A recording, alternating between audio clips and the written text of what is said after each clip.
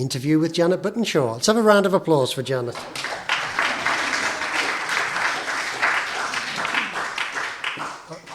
So Janet, thank you for coming to speak to us tonight. Do you want to go through, let's go through a few slides first of all, and you can tell us what these are slides that Janet sent to me, so let's see what they are. You've seen that one already, but is there anything you want to add to what I said, Janet? No, but just, it's a long time ago since I was living in Sudan. I was particularly working in Juba, which is right down in the south. The whole country of Sudan, so back in 1986 is when I first went out, but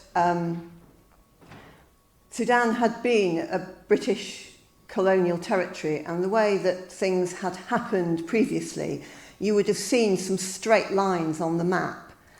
Well, the different ethnic groups don't always operate over straight lines, and that's just something worth bearing in mind. But Sudan, the north used to be sort of ruled, as it were, from Egypt, and the south from Kenya, just because of the vastness of the space. Sudan, as was, would have fit, you could have fit about 10 lots of the United Kingdom into Sudan. So just that one country, it's vast. And water, obviously, is really important. And this is a picture of the Nile. The Nile flows all the way through Sudan. This was the Nile very near Juba, where we were. But as I say, water was important, and as you have seen a couple of times, people don't have water in their houses. Where we were, it was very, very rural, and so they would go to a protected standpipe, because obviously having clean water was really important. And it was so often the women who did lots of the work, but there was a great sense of camaraderie, and would live very much outside because it was so nice. You know, the sun would shine a lot, but that's just, no dishwashers. Transport was often an issue. In the rainy season, when it rained, it really rained, the roads would get quite muddy and make it difficult to pass. So this actually was from a little bit later. This is from Kiboko. This was in northern Uganda, and this is where Graham and I went with our son Mark, who was on that picture at the beginning. And this was the training college that we were based in. So, but we were giving people a really good education, which was what was so important. So this actually was from Juba. I went out to teach, and one of the things that I got involved with in Juba Girls' School was helping to create a library. And the library was really well used and really, really appreciated. So that was later on, after I'd met Graham and we had Mark, and we went to Uganda because the Sudanese were refugees in Uganda at that stage, and we did have the opportunity to travel a little bit in Uganda, and the equator obviously goes through part of Uganda, and so not even the equator could separate them. Who's this? That was me. That was the way I would get around quite a bit, particularly in Juba. Okay, so we'll start with both of your faith journeys, which is a very interesting comparison. Let's start with the story of Graham coming to faith. I know you like to tell that story, so away you go. Yeah, I like to tell it because he gets embarrassed. And he's not here now, but that's another story. So Graham was born in Ireland and grew up in Dublin, but did come over to England for secondary education, but went back to Dublin to university. Family would go to church, you know, like he'd say Christmas, Easter, Poppy Day. So fairly nominal, but recognition that going to church was something that was okay to do. But when he was a student, so the first degree he did was in business and administration, but had the opportunity, I can't remember which year this was, but... he was age 20 to me. Right, okay. And he went one summer to sell ice cream in America as a student. And one day, so he had a little ice cream van that he would drive around certain streets. And one day, he decided that he was going to change the route that he did. So he changed his route, and somebody came to buy ice cream from him, and he looked at her and said, "You're Margaret Buttanshaw's sister, aren't you?" Margaret was his aunt. And she looked at him and said, "Well, yes, I am." Had just not expected to see Graham selling her ice cream that day. And Babs had gone over to America to visit some friends. She'd gone for a wedding. Babs was a committed Christian, and these were people she was staying with who were Christians. And she said to them, She invited him to dinner, didn't she? that, yeah, you know, well, come and meet our friends. And so Graham was just really pleased to do that, because as a student, you know, it's a bit lonely doing that. And during the course of that evening, they were talking to him and just asking him about faith, which he sort of blustered his way around a little bit, but nonetheless felt welcome. And they invited him to go to church with them the following week. And he went to church, and he said it was the only time he was aware of it ever happening.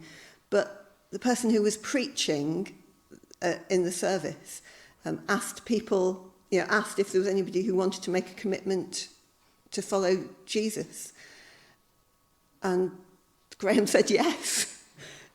Couldn't quite, you know, wasn't quite sure what had happened. So arriving back in Dublin with this huge badge saying Jesus loves you was a little bit of a shock for his dad and stepmother.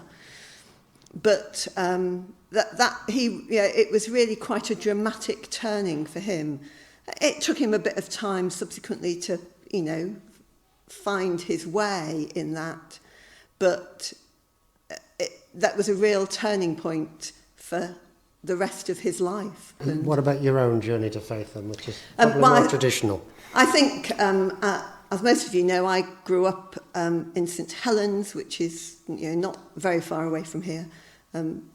With I was taken to church regularly, and we had Sunday school and youth club and so on. And what I would remember was that probably about 14, that there was some people came.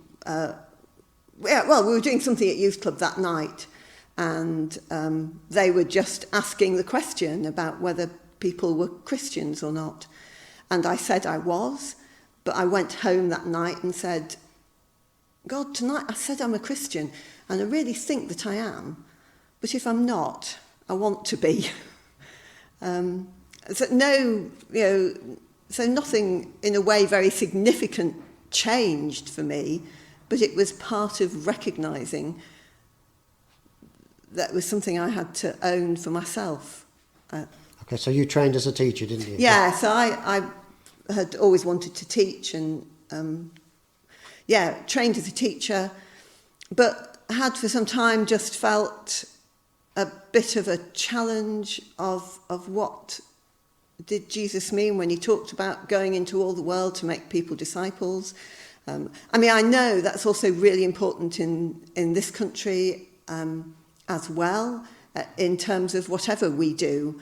And so when I was initially going to churches and talking about what I was going to do, because I went to CMS, Church Mission Society, I would say to people, it's not about crossing the sea, it's about seeing the cross. And I think for all of us, it's that sense of recognising Jesus' love for us as expressed on the cross, and what difference is that going to make to how we live.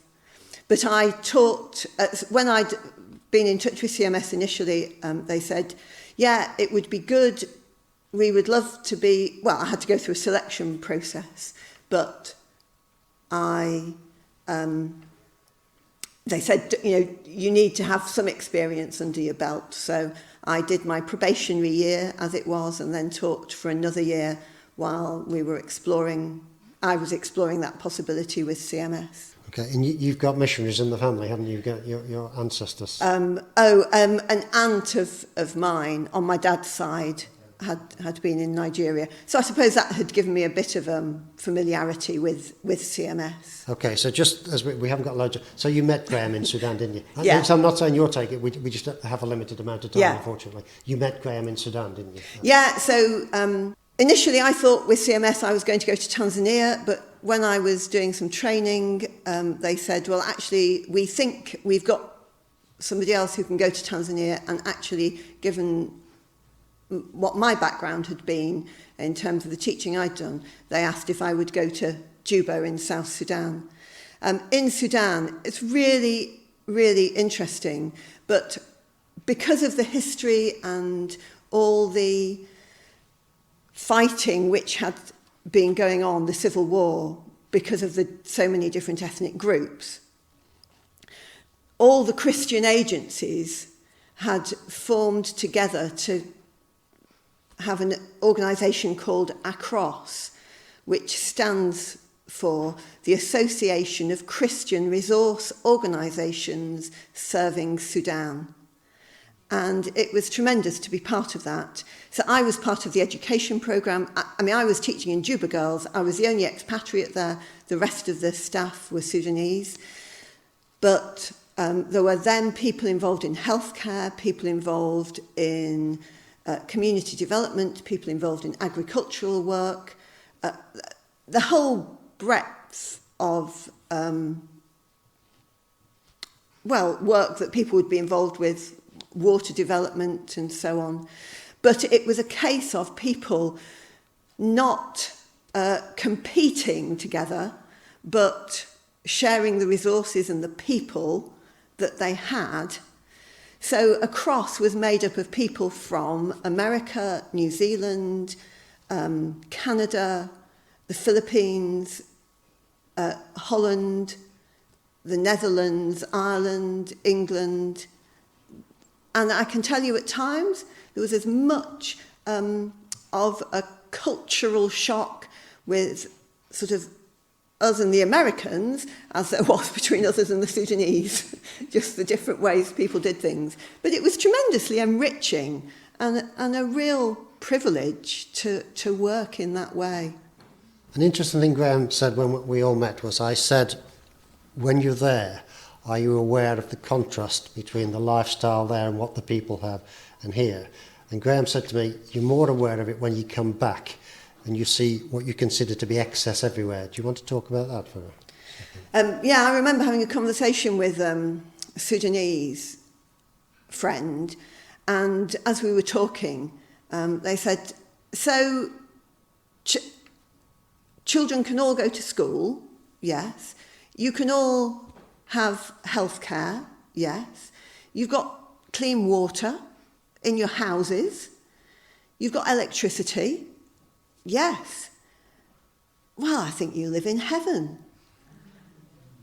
And that was very much the way those things were viewed. But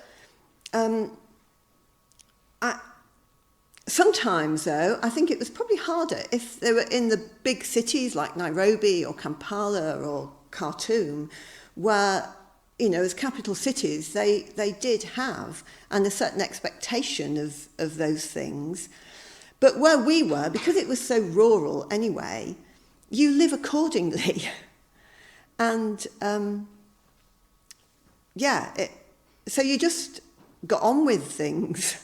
So we talked about the need to collect firewood, so things like firewood become a scarce resource, and we talked about improving cooking practices. Do you want to talk about those sort of things, some of the practical stuff you did? Yeah, so that particularly comes... So just to put that in context, Graham and I met in Sudan. Graham was doing logistics, so I talked about all those different different programmes. Across was also the implementing agency for UNHCR, because at that time there were a lot of Ugandans who were refugees in Sudan. And there'd also been the problems around Darfur with that had meant Live Aid had happened, and Across was one of the implementing agencies for Sudan. But things like firewood would become a scarcity, and again, subsequently, when we went back after we'd got married and we had Mark with us, we were living with the Sudanese who were refugees in Uganda. But a lot of people would just be cooking with 3 stones because as refugees, how permanent can they be? But that would make it, things like firewood would be used up a lot. And so this is where things like education and training become really important, because you're giving people the opportunity to learn skills which they can take with them. And so one of the things, in a sense, as an expatriate, you had the privilege of really being able to have contacts with different people and find out about other things that were going on. So, you know, one of the things that I did was to arrange for some of the other women who were sort of leaders in their community to come, and I was getting somebody to come and build a stove for me to cook on, which was using local bricks and then being muddied over. I don't... Did you put the picture of that up? I don't think I did. No. But that meant that the women that came and watched somebody building that could then go back to the people that were and the communities they were living in, and they then got other people to come and watch as they built those things to cook on. It's still very basic, but it was using local material. But using the bricks and then putting mud over it, it meant that it was insulating and keeping the heat in. So therefore, you don't need to use as much firewood. If you're not using 3 stones to cook on, there's less opportunity for accidents to happen when pots might fall over. So children would, get burnt if they fell by the fire. And that was quite common, wasn't it? Those were some of the issues. So you became aware of what some of the issues were that people were dealing with, and were able to help the Sudanese learn how they could do things differently. So often it's just that people need to be shown. Okay, so I think what you say, Graham said to me, the Sudanese are very resourceful people, but they, because of the situation, because of the civil war, because of the refugees, they do things the way they do them. So there can be things that are done better. That's what we're talking about, aren't we? We're not talking about being the Great White Hope. We're talking about just showing them out practically in the circumstances they are. Things could be done better. Yeah. Okay. And certainly from some of the everyday living, I couldn't have done some of the things that I was doing if I didn't have Sudanese who were helping me and showing me how they would manage things as well. Okay, so I think we'll end up... You did 2 stints, didn't you? Yeah. So, and then in the middle you came back and you got married here, and you'd got Mark by that stage, but I think Tim was born here. Yeah. So do you just want to talk through what you did the first time coming back, just very briefly, just so people get the whole picture? So I told you that we were part of a cross, but by 1988, the Civil War had meant it was increasingly difficult for things to be happening, but the Khartoum government did not want to have expatriates in the country because we were a way of letting other people know what was happening. And so a cross was expelled. But for Graham and I, that meant we made a decision that, we were going to get married. I mean, it was wonderful because we did actually go down to Mombasa and he proposed to me in Mombasa. So, and that was just glorious. Michael will tell you all about Mombasa and Nairobi. So we came back to this country. Graham had been doing logistics. We would talk about him taking in everything from paper clips to paper to fuel. His favourite request was to get buffalo urine, which was for a Dutch agriculturalist who was involved in a programme about tsetse fly. But Graham did not want to carry on doing logistics because it was a bit of a nightmare. Anyway, he ended up training to be ordained, did a curacy in Liverpool, and at the end of the curacy, when we said to CMS, actually, if we can go back to Sudan, we would. But by that stage, we had Mark, and Mark was 4, and they said, no, we don't feel it's safe for you to go into Sudan. But that's when we lived with the refugees in Koboko, the training college I showed you the picture of. Is that in Uganda? And that's in Uganda. These are Sudanese people who are now in Uganda. Yeah. But again, so often what happens is that people who get an education, or if they go elsewhere to get an education, even down to Kampala or to Nairobi, they've seen how else life can be, and some of these other luxuries of food and so on, and water and electricity. But where we were in northern Uganda was training people amongst the refugee community. And again, we were the only expatriates on the staff. Tier Fund had to put money into the college because CMS sent us as people.